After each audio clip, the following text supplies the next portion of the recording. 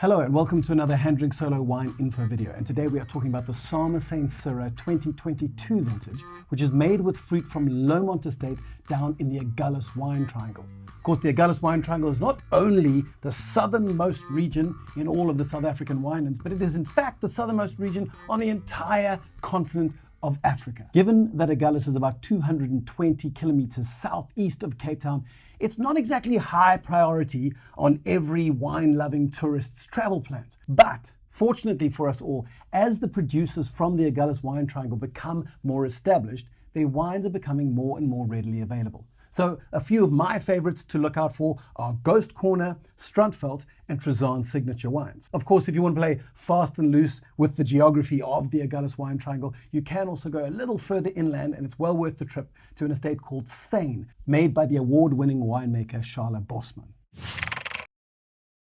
Samesyn Wines is an incredibly exciting new team of producers, not least of all because I get to be on it. It was me! The name Samesyn means togetherness, but perhaps a more complete sense of the word would be to say it's a sense of community that comes out of achieving a common goal. And what is that goal, you might ask? Well, in this case, it's about exploring emerging wine regions and unusual cultivars and then expressing them in liquid form. On the team with me is the rather dynamic Syrah, who is a lawyer when she's not making wine. And then there is Canadian marketing expert Cara Hobby, who is also a South African national pentathlon contestant. When it comes to the nuts and bolts of the cellar work, the wines are currently made at Caribbean in Stellenbosch under the beady eye of consultant winemaker Angus Paul.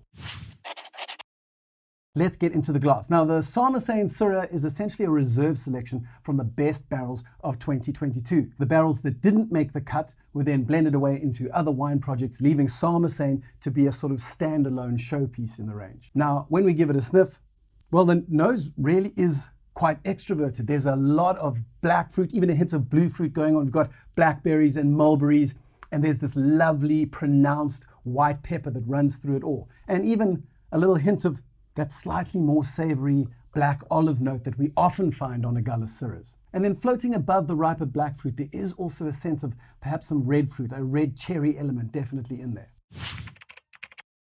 Now, given that we know that Agulhas is one of the coldest regions in all of the South African winelands, you might be a little bit confused as to how there is such a pronounced fruit element on the nose. So it's worth noting at this point that the 2022 vintage actually had quite a long dry spell running up to harvest, which would have aided in getting those grapes just a little bit riper. That said, the final alcohol is only 13.5%, so perhaps what's most impressive is that you get this really well-formed fruit component on the nose without having to deal with the very high alcohol that a riper harvest might have yielded. Well, the palate really is quite fleet of foot, but without losing any of the intensity of fruit that we detected on the nose. Another element that is much more obvious on the palate that we didn't notice quite as much on the nose is this red fruit component. We talked about a hint of cherry, but really on the palate there is this far more pronounced red berry element, as well as a delightful sort of raspberry candy thing going on. And of course, what comes along with that is the still very pronounced white pepper seam that seems to run through the whole thing. The tannins, for their part, are quite youthful, but they're also quite mild and really just serve as a light frame within which to carry that combination of black fruit and red fruit wrapped in that thread of white pepper.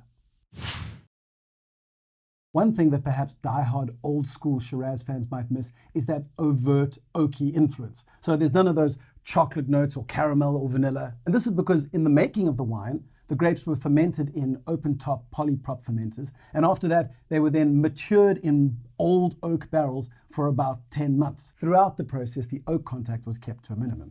Okay, so that's all we have time for today. But if you enjoyed today's video, then consider supporting us on Patreon and subscribe to the HanDrinksSolo YouTube channel, where we publish 6 videos each month talking about wine science, wine history, unusual cultivars, and some of the rising winemaking stars coming out of the dynamic South African winelands.